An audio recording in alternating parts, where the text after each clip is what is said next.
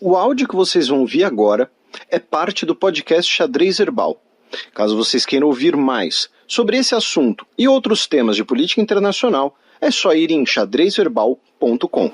Bueno, agora vocês ficam com a coluna da professora Vivian Almeida. Olá, pessoal, espero que estejam todos bem.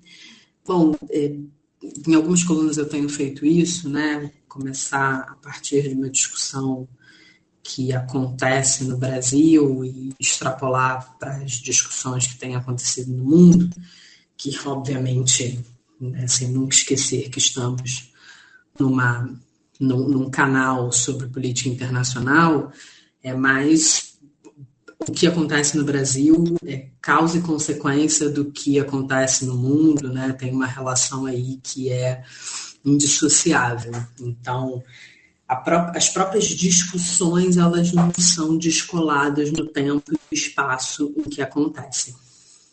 Não sei se vocês acompanharam, mas algumas discussões recentes no âmbito do orçamento, porque em grande medida a tônica do governo atual tem sido direcionar para a responsabilidade fiscal, para a reforma tributária, para otimização do orçamento, né? A ideia de que, olha, a gente pode até aumentar a receita, mas a gente tem que começar a olhar para os gastos, e das últimas discussões aventou-se a ideia, né, de desvinculação do salário mínimo das aposentadorias, salvo engano, e também uma discussão sobre piso da saúde. E por que eu puxei essa discussão interna para falar do que externamente tem se conversado muito sobre os rumos do mundo, né? Os rumos de nós, pessoas, né? E quais serão os desafios a serem enfrentados. Essa é uma discussão importante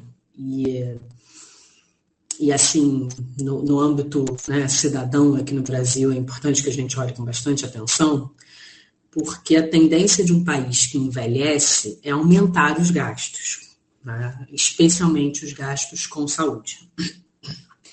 E também aumentar os gastos previdenciários, porque, afinal de contas, as pessoas vão envelhecendo e a gente tem envelhecido mais, assim, a gente tem sobrevivido mais, a despeito de muitas discussões sobre a qualidade desse envelhecimento aqui no Brasil e em outros lugares do mundo.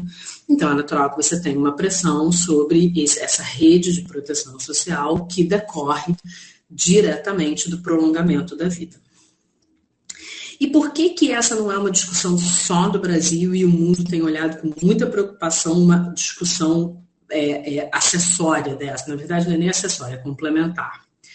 Porque o que você tem observado é que essa tendência, que é uma tendência de todos os países do mundo, porque, afinal de contas, a gente tem aumentado a expectativa de vida, ela vem junto com uma dramática queda da natalidade. Então, assim, alguns países já há bastante tempo não atingem a taxa de reposição e, né, 2,1, né, assim, mais ou menos uma conta de 2 crianças, né, por casal, né, por casal no sentido de genitores, né, assim, sem nenhuma discussão aqui sobre arranjos familiares. E essa queda da natalidade, ela vai tendo desdobramentos seríssimos, como a redução da população seríssimos no âmbito econômico, né? A redução da população economicamente ativa, ou seja, você não tem renovação, você não tem contribuição para a Previdência, você reduz a própria capacidade de crescimento de um país, porque, assim, no limite, se nada acontecer, você precisa crescer porque a população cresce.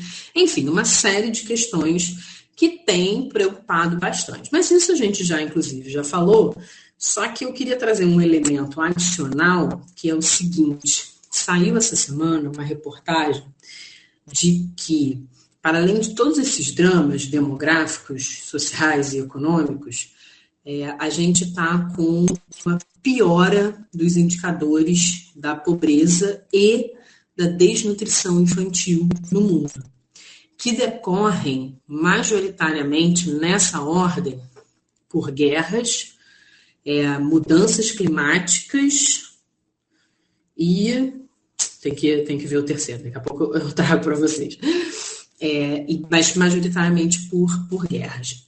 Isso já seria preocupante por definição, né? Como há anos eu venho falando aqui, assim, uma das coisas que às vezes me incomoda no discurso econômico é que a gente olha os resultados para pensar qual a sociedade que a gente quer, enquanto, na verdade, a gente deveria ter um acordo sobre a sociedade que a gente quer e, a partir daí, pensar nos indicadores econômicos e sociais. Nos indicadores econômicos, perdão. E por que isso é particularmente dramático, né? Assim, é claro que já o porque os conflitos eles atingem múltiplas dimensões, né? Então, assim, o conflito de Gaza fez com que metade da população da área se deslocasse, a economia devastada, enfim, né? Teve um outro episódio bem recente, um ataque à escola. Enfim, tudo isso já é dramático por si só.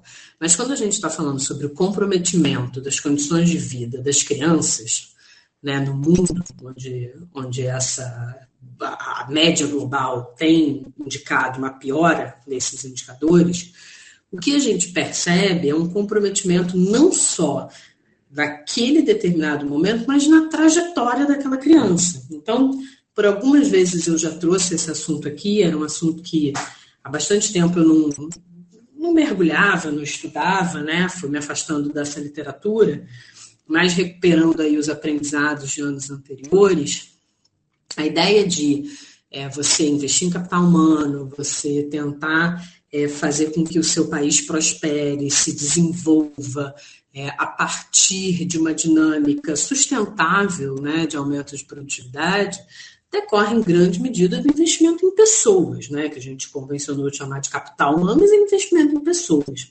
A questão é que, ao longo da curva, né, de vida de uma pessoa, o retorno desses investimentos, eles variam, e eles variam numa causalidade dinâmica, assim, né? Quanto mais investimentos você recebe na primeira infância, maior vai ser o retorno que você vai ter. Mas, ao mesmo tempo, assim, você potencializa os investimentos na medida que você tem um solo fértil para o crescimento, para esses investimentos. E, por outro lado, se você não fomenta o desenvolvimento nessas crianças, se você corrompe a possibilidade e as submete a condições adversas, a exposições de saúde, de alimentação, enfim, né, psicológicas, você acaba comprometendo quase que permanentemente o desenvolvimento dessa criança. Então, veja, a gente tem aí uma perspectiva de envelhecimento da população, junto com queda na natalidade, e as crianças que, de alguma forma, cá estão, né, no mundo, elas, a média, claro que a gente está falando da média, né? A média tem sido exposta, como tipicamente acontece, é um grupo mais vulnerável por definição, sido exposta a uma série de problemas que comprometem a sua trajetória de desenvolvimento. E ao comprometer a sua trajetória de desenvolvimento quase que permanentemente, comprometem, por certo, a capacidade de desenvolvimento da sociedade. Então, assim, fechando, né, esse ciclo analítico, de novo, reiterando a ideia de que a gente precisa buscar uma sociedade mais justa, com maior inclusão, com maior rede de proteção social e ponto, sem mais, né, sem justificativo, mas isso, apesar de eu ter acabado de falar, eu falei mais, né? Mas a gente ainda observa que o não investimento traz consequências muito dramáticas para um cenário já dramático que a gente tem pela frente. Então, assim, esse é o tipo de assunto que a gente gostaria muito que ele fosse superado, que a gente não precisasse mais falar, mas infelizmente Isso é uma característica de grupos vulneráveis, né?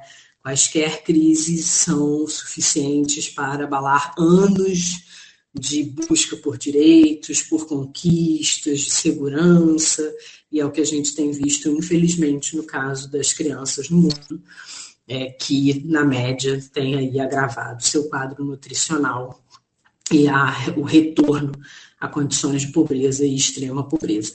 E aí uma das indicações é que voltemos, se é que um dia de fato fizemos, né, todos os esforços, né, organismos internacionais, países do mundo, para que a gente tenha uma proteção absoluta à infância, à primeira infância, para garantir algum futuro para a gente.